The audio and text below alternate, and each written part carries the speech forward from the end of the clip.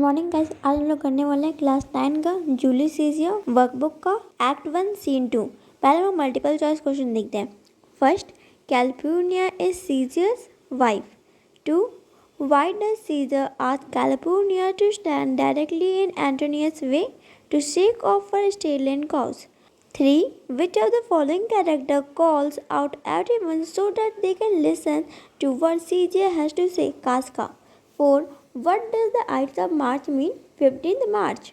5, when the soothsayer warns CJ about the Ides of March, what is CJ's reaction to it? CJ refers to him as a dreamer. 6, Brutus refers to him as not gamesome and compares himself to another character who is of quick spirit. Whom is he referring? Cassius. 7, who tells Brutus that he has not the same gentleness and show of love he always had? Cassius. 8, what is Cassius' intention in referring to the changed contour of Brutus? Cassius wants to trap Brutus in a conspiracy against Caesar.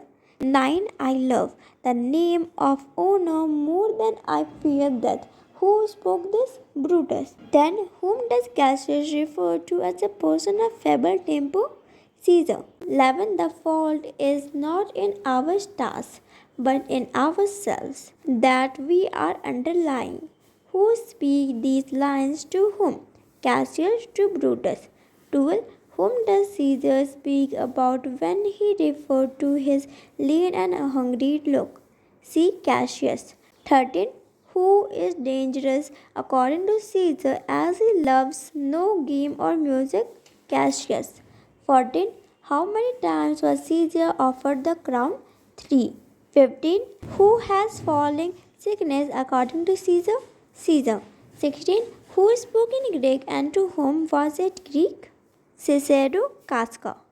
17, according to Casca's narration, who was put to silence by Caesar? Marius and Flavius. B, read the following extract and answer the following question. 1, where does Act 1, Scene 2 take place? Which character entered this scene? Where is Caesar going?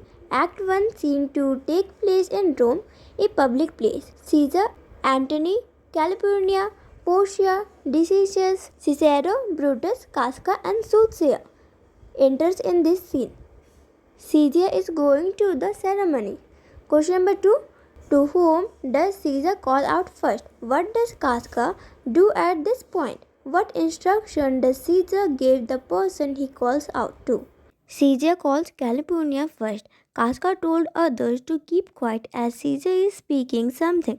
Caesar told California to stand right in the way of Antony, where he is running his course. 3. To whom does Caesar speak the above lines? What is the holy chase mentioned? Caesar spoke the above lines to Antony. Holy chase was a kind of ritual when younger officers used to run naked, string women using whips so as to remove them from their burdens. Question number 4. What answer does Caesar get? What further order does he give? Antony answered that he had remembered what and how he had to do the ritual. When Caesar gives an order, it is always carried out. Caesar says to start the race and not to forget any ceremony. Question number 5. Explain within the context above.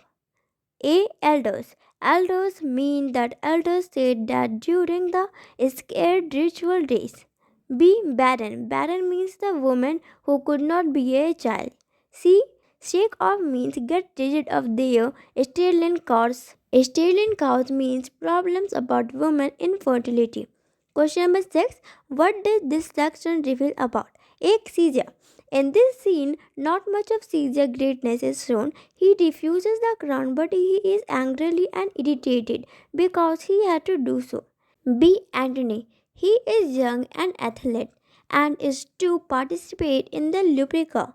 He is Caesar's willing lieutenant and is rightly trusted by him. See Casca. He is careful and cautious and will not easily be trapped by Cassius. However, it is obvious that he holds a position of some importance in Rome. D. Antony is Caesar's best friend and he is loyal to him. Passage 2. Question number 1. Who is a soothsayer? Where does this soothsayer speak these words and when? One who can see the future is called a soothsayer. Soothsayer spoke these words in the crowd when the music cry is heard. Question number 2. How does Caesar describe what he hears? What order does Casca give? Caesar described that he heard the voice in the crowd louder than all the music cry. Casca told everybody to keep quiet and silent. Question number 3 explains Caesar return to here. What aspect is Caesar's character is revealed through this line. Caesar is turned to hear means he turned to hear the voice because he was deaf in one ear. He is revealed that he is trying to look great and courageous by referring to himself. Question number 4. Put the soothsayer warning in simple language. Soothsayer wants Caesar to be aware of the ice of March, 15 March, because in this day he is being killed by someone. Question number 5. How does Caesar react to this warning? Caesar takes this warning very lightly as a dreamer. Question number 6. With reference to the events that follow, bring out the irony intent. The irony is the fact that although Caesar, who was trying to look daring and courageous, to ended up getting killed by the conspirators. Passage 3, question number 1.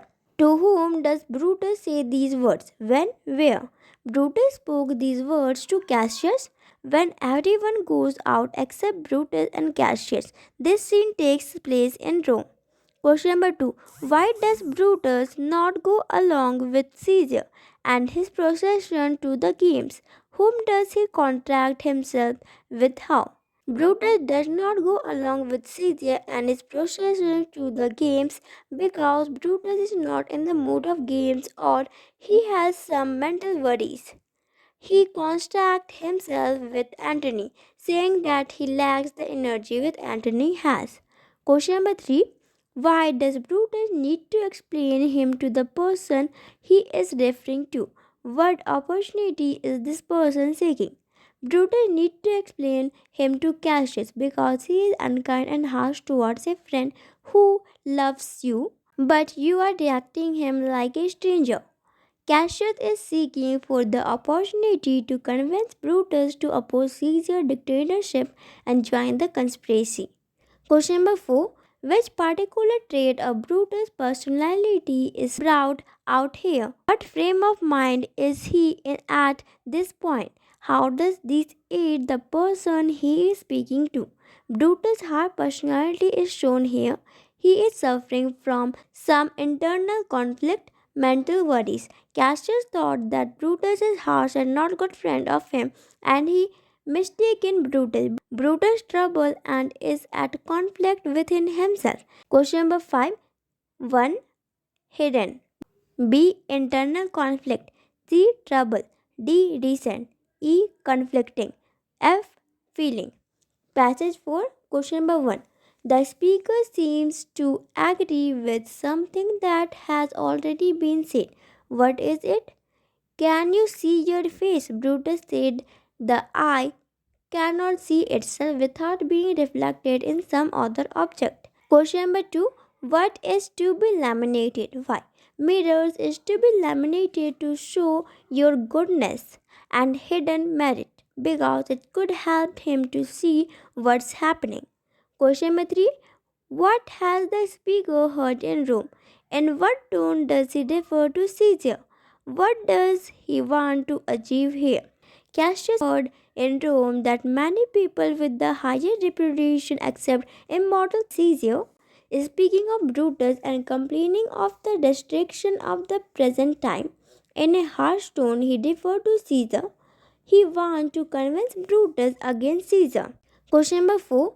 Who is growing underneath this age yoke? Explain age yoke.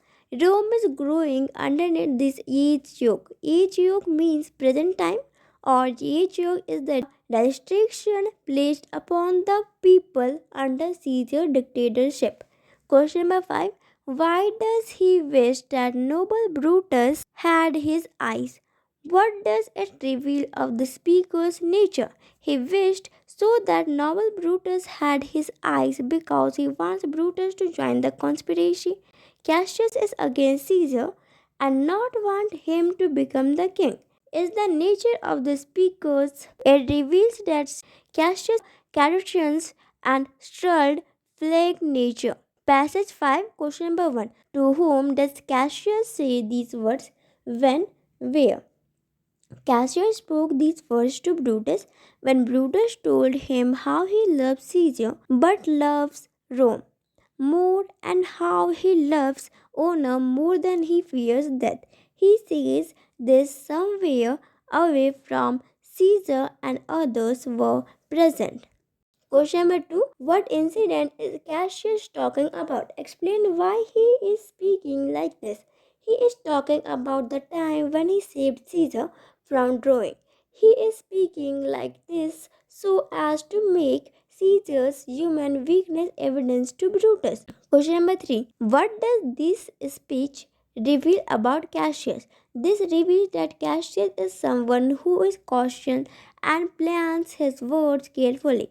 Question number 4. Who was Annis? Explain the incident referred to here in connection with him. Annis was Cassius' ancestor. He is referring to the incident where Annis saved Anchises from flames of Troy and he compares himself with Annis. Question number 5. Explain our great ancestor. Our great ancestors here refers to Annis who saved Anchises from the flames of Troy. Passage 6, question number 1. To whom does Cassius say these words? What tone does he speak in? Cassius spoke these words to Brutus. He speaks in a tone of little jealousy and enemy towards Caesar. Question number 2. To whom is he referring? Why does he call him God? He is referring to Caesar. He calls him God in a sexual way, trying to challenge him. Question number 3. What incident is he referring to? He is referring to time when Caesar was running a higher fever and Cassius took care of him. Question number 4. What does Cassius want to point out through this example? What does it reveal about Cassius? Cassius wants to point out the human weakness Caesar has. It reveals that Cassius is very jealous and envious of Caesar and has ill intention towards him. Passage 7, question number 1. Who speak these words? What does jealous mean here? How has the speaker been convinced of the other person's feeling for him? Brutus says these words to Cassius. Jealous here means no doubt Brutus is convinced of Caesar's feeling because Cassius completely manipulated him with his words. To explain what you would work me to. It means that Brutus kind of understands what Cassius wants him to do. Question number 3. Do you think the speaker really understood the other's motives? Why? No, it doesn't look like he completely understood the notice, or else he would not call Cassius for further discussions. Question number 4. What do these times refer to? This means the thoughts about Brutus. These times mean that when Brutus had some mental worries. Question number 5. What does the speaker promise to do? What assurance does he give to the other? Brutus promised to let Cassius know what he thinks of the present situation. He answers Cassius that he would think about Cassius' words and would hear what he has to say. Question number 6. Has the other achieved what he sets out to do? What tells us of this satisfaction? He has in a way achieved his goal by planting the seeds of doubt in Brutus against Caesar, saying him that he is glad to have changed Brutus' mind, convey his satisfaction. Passage 8, question number 1. Who are the characters engaged in this conversation? Who speaks the above lines? Brutus, Cassius, and Casca were engaged in this conversation. Casca spoke the above lines. Question number 2. What question are these lines a reply to? These lines were a reply to the question, "What happened today?" that has made Caesar look so sad. Question number 3. Who has offered a crown? By whom? How many times? Caesar was offered a crown. Mark Antony offered the crown. The crown was offered 3 times. Question number 4. Why did he not accept the crown? Did he actually want the crown? Give reason for your answer. Caesar did not accept the crown because the Lebanon do not want Caesar to be their king. Caesar, he actually wanted the crown and would have gladly accepted it, for he looked really unwilling to withdraw his hand from the crown. Question number 5. How does the speaker describe the mob and its reaction when the crown was refused? What is his attitude to the mob? Casca describes the crown as sweaty and ill smell, and he said that it consisted of rugged men who made the ear sting due to their breath. He said that each time Caesar refused the crown, the crowd shouted in approval. He only shows contempt towards the crowd. Question number 6. How do the others present react to what the speaker has to say? Why? After Casca leaves, Brutus says that Casca had become blunt, but Cassius says that it is only a present to hide his true quick-witted self. Passage 9. Question number 1. To whom does Cassius speak these lines? Who else is present on stage? Cassius spoke these lines to himself. No one is present in the stage except Cassius. Question number 2. With what motive in mind had Cassius spoke to Brutus? What had Brutus promised to do until they meet again? Cassius had spoken to Brutus as to convince him to join the conspiracy against Caesar. Brutus had promised to think about it until they meet again. Question number 3. What particular aspect of Brutus' character does Cassius play upon? What tells us Cassius was indeed a straight judge of character? Cassius plays upon Brutus' love for honor and his hatred for monarchy. The fact that Cassius could not skillfully grasp Brutus' weakness and shake his heart tells us that he was indeed so clever of characters. Question number 6. Explain the metaphor used in "Thy honorable metal may be brought from that it is disposed." He has used a pour of metal in these lines. He has compared Brutus to a metal and says that just as a metal can be twisted, in the same way Brutus' personality can be twisted against Caesar. Question number 5. Explain the meat means here. What general truth does Cassius bring out here? It means to keep company of Cassius. Say that like-minded people should be together or else they are led astray. Question number C. First, where does this scene open? Where is Caesar going? Who accompanies him? This scene opens in Rome, a public place. Caesar is going to celebrate the festival of Luperca. A large crowd accompanies him. Question number 2. What does Brutus accept might happen at the game? How does this affect him? How does Cassius use this to his own benefit?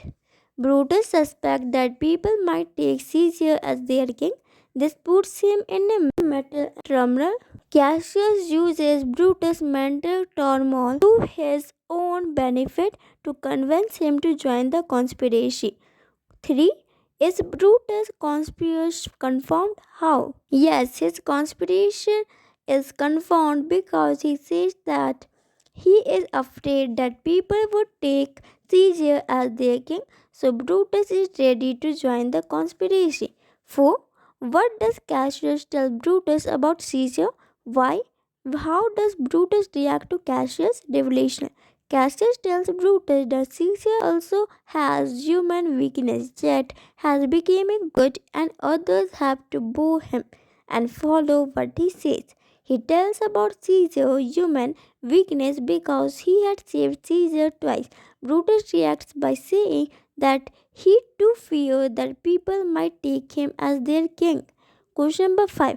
What happened at the games? Why does Caesar return in anger? At the games, Antony offered the crown 3 times to Caesar, but Caesar refused it because of the crowd. Caesar returns in anger because he wanted the crown, but he had to refuse it due to the crowd shout. Question number 6. Explain the role of Casca plays in this scene.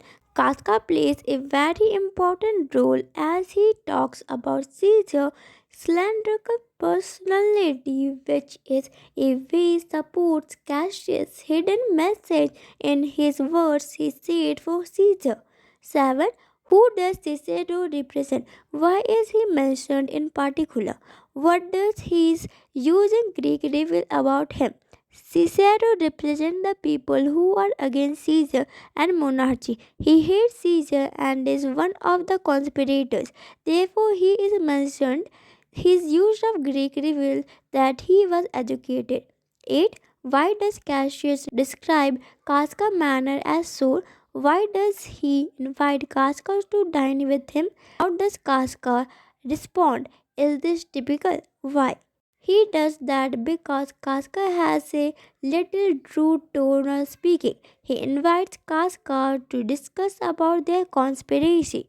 Casca responds very rudely. 9. What does Cassius say of Casca? What does Brutus say of him? What impression does Casca create in this scene? Cassius said that Casca has the ability to look through people's teeth. He creates the impression that Casca is a shrewd judge character and can see through people's intentions. 10. Why is Cassius soliloquy important? What does it reveal? What does Cassius plan to do that night to further move Brutus to join the conspiracy? It reveals that Brutus' motive to kill Caesar is not because of rule but because of his personal immunity. Cassius wants to throw letters through Brutus' window in different handwriting at night to convince him. Thank you for watching this video. Please like this video and subscribe to my channel if you are new. Thank you.